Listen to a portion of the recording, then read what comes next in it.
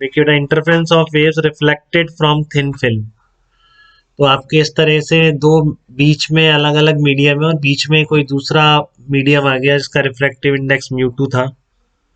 तो ये एग्जाम्पल है आपका, जैसे कि पानी पर आपने ऑयल की कुछ लेयर बन जाती है, तो ऊपर ये एयर हो गया, बीच में ये ऑयल आ गया और फिर नीचे उसके वाटर है। ठीक है। तो इस केस में अगर कोई लाइट गिरती है, मान लो सनलाइट उस पर गिर रही है, तो जो दो तरह से लाइट जा सकती है, एक तो यहीं से रिफ्लेक्ट होके जा सकती, ठीक है, एक तो यहीं से रिफ्लेक्ट होके जा सकती है, और दूसरी हो सकती है एक अंदर चली जाए इसके और इस सरफेस से रिफ्लेक्ट होके जा रही है। बिगड़ा कुछ नहीं, जा सकती है, बट दिक्कत वही है कि यहाँ से जो गई और यहाँ पे अंदर होके जो जाएगी, दोनों में पाथ डिफरेंस आ जाएगा बेटा। ठीक है ना। तो यहाँ के बाद यहाँ से तो सेम पाथ पे चल रही है, देखो यहाँ तक सेम पाथ था इनका, दो वेव्स आ रही है, ये वाली और ये वाली। कहाँ जाके स्क्रीन कहाँ पर है इसकी, आपका रेटिना ही स्क्रीन है बेटा इसकी। ठीक है ना। इस इंटरफेरेंस की जो स्क्रीन है वो आपका रेटिना ही इस इंटरफेरेंस की स्क्रीन है कि ये दोनों वेव्स जाके इंटरफेरेंस रेटिना पे मिलेंगी। ठीक है ना। आपके आई लेंस उनको कन्वर्ट करेगा, जो भी करेगा। तो इसके बाद कोई पार्ट डिफरेंस नहीं है, इससे पहले कोई पार्ट डिफरेंस नहीं है दोनों वेव्स में। बट यहाँ पर एक तो ये जो लेंथ है ये इसने अलग चली है, और ये जो अंदर जाके आई है यहाँ तक, ये इसने अलग चली है। इन दोनों का डिफरेंस ही इन दोनों का वेव्स का क्या कहलाएगा, पार्ट डिफरेंस कहलाएगा। फिर वही कहानी, अगर ये एन लेमडा के बराबर होगा तो आपको ब्राइटनेस दिखेगी। ठीक है ना। तो उसको लिखने का तरीका बताऊंगा कैसे एग्जाम में लिखता है कि रिफ्लेक्टेड स्ट्रांगली, ऐसे लिखता है कि लाइट इज रिफ्लेक्टेड स्ट्रांगली, तो उसका मतलब कंस्ट्रक्टिव इंटरफेरेंस की बात कर रहे हो। ठीक है। तो आपको पार्ट डिफरेंस लिखना है, ये दोनों वेव्स जो जाके मिल रही हैं आपके रेटिना पे, ये इनमें पार्ट डिफरेंस क्रिएट हो गया है, एक यहीं से जा रही है, एक अंदर जाके रिफ्लेक्ट होके आ रही है। तो अगर आपने ये पार्ट डिफरेंस लिख दिया तो फिर कब मैक्सिमम इंटेंसिटी होगी, कब मिनिमा होगा, वो सब आप डिस्कस कर सकते हैं।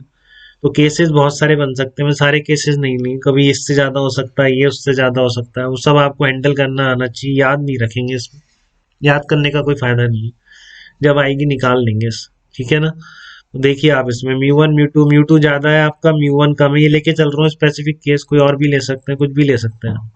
ठीक है ना। किसी को किसी से भी ज़्यादा कर सकते हैं, कम कर सकते हैं, वो सब हैंडलिंग आप सीख जाएंगे, बहुत सिंपल है। क्योंकि अभी मैं लेके चल रहा हूँ म्यू2 इज ग्रेटर देन म्यू1 ग्रेटर देन म्यू3। ठीक है।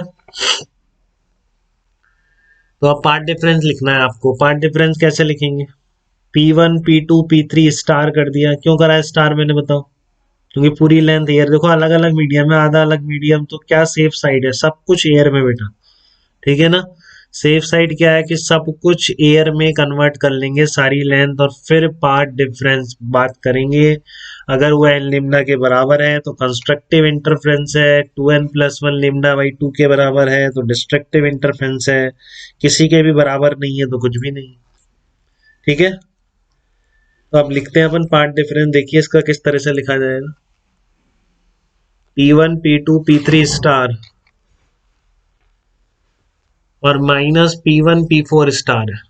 ठीक है। तो P1 P2 P3 स्टार कितना आया,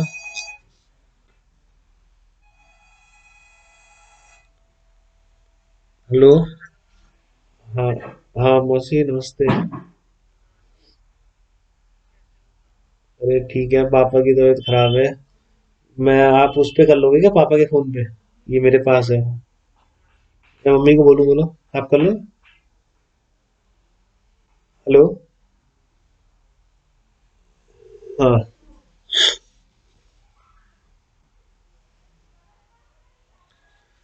ये P1 P2 P3 स्टार कितना है, म्यू2 P1 P2 P3।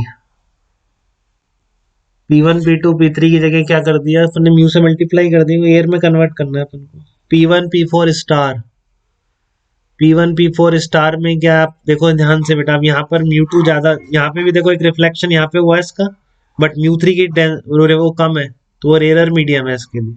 तो इसलिए मैंने P1 P2 P3 में कोई भी λ/2 ऐड नहीं किया मैंने। ठीक है ना।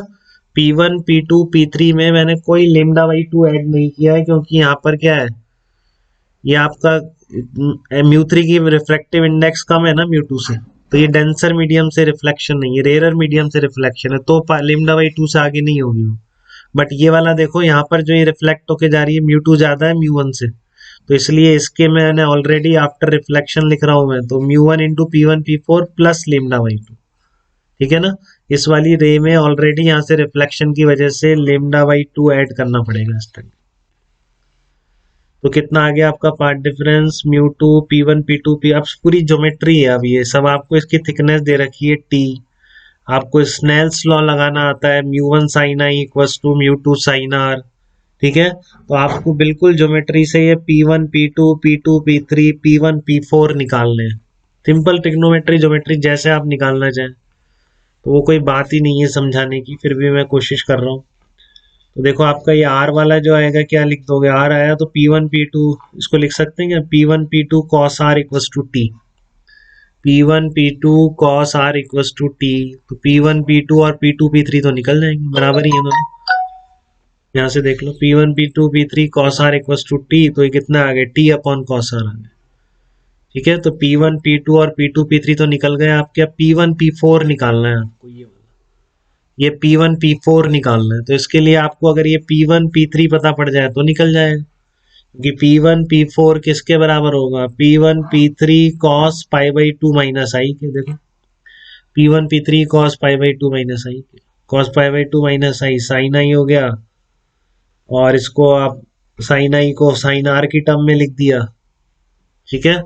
अब P1 P3 भी निकल रहा है, साफ निकल तो रहा है, P1 P2 साइन आर है तो सही, P1 P3 twice of P1 P2 sign are, ये भी P1 P2 साइन आर, ये भी P1 P2 साइन आर, तो P1 P3 कैसे निकलेगा, ट्वाइस कर देंगे। बहुत ही सिंपल है, मतलब कुछ है ही नहीं। तो P1 P3 to P1 P2 sign are, P1 P2 की वैल्यू यहाँ से उठा के रख दो, इसको उठा के पूरा यहाँ रख दो, देखो आपका P1 P4 निकला है। ठीक है। और फिर इस फाइनल इसमें आप पुट कर दीजिए इसको, तो आपका नेट पार्ट डिफरेंस आ जाएगा 2 mu t cos r minus 2 t mu two, और कर कर आके सिंप्लीफाई करके फाइनल ये है आपका 2 mu t cos r minus lambda by two. याद वाद नहीं करना बेटा, बता दिया, एक दो बार निकाल के देख लें तो बहुत कॉन्फिडेंस बढ़ जाए। ठीक है। और जनरली जो पूछा गया एससीवी में भी एक भी इंक्लाइन की प्रॉब्लम नहीं मिलेगी आपको, सब नॉर्मल इंसिडेंस वाली है। तो नॉर्मल इंसिडेंस वाली के लिए आपको ये पूरा करने की जरूरत भी नहीं है, उसका भी देखते हैं और सिंपल हो जाएगा। अभी जैसे नॉर्मल इंसिडेंस मतलब r equal to zero, normal incidence में ये बहुत इजीली लिख पाओगे ना अभी। ठीक है ना, उसमें तो बिल्कुल आपको कुछ करना ही नहीं पड़ेगा, देख लाइन में आया। बट ये अगर इस तरह से आ गया इंक्लाइन पे, तो फिर आपको इतनी मेहनत करनी पड़ेगी पार्ट डिफरेंस तक पहुंचने के लिए। ठीक है। अगर इस तरह का इंक्लाइन पे हुआ, इस थिन जो आपकी क्या बोल रहे हैं इसको अपन, फिल्म, थिन फिल्म बोल रहे हैं इसको, ठीक है ना। तो इसका अगर इंक्लाइन पर इंसिडेंस हुआ तो आपको ऐसा लिखना ही पड़ेगा। कोई दिक्कत बेटा यहाँ तक किसी को बताइए।